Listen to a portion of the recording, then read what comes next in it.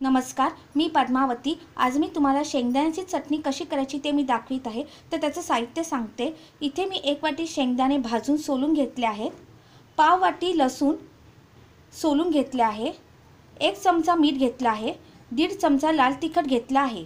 तर कृतीला सुरुवात करूया। सर्वप्रथम मी शेंगदाणे मिक्सरच्या भांड्यातून वाटून घेणार आहे। म्हणजेच प्रथम शेंगदाण्याची मिक्सरमध्ये मी शेंगदाण्याची पूड करून घेणार आहे। तर इथे मी मिक्सरचं भांडं घेतलेलं आहे। प्रथम मी ह्याच्यामध्ये शेंगदाणे घालून मिक्सरमधून शेंगदाण्याची आधी पूड करून घेणार आहे। तर मी शेंगदाण्याची पूड करून घेतली आहे मिक्सरमधून।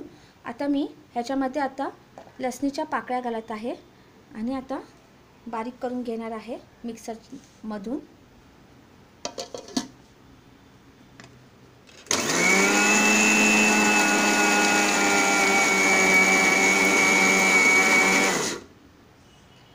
तर हे बघा आता छान वाटलं गेले आहे। आता मी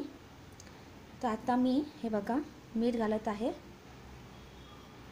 आणि लाल तिखट घालत आहे आणि एकदा मिक्सरमधून वाटून घेणार आहे व्यवस्थित।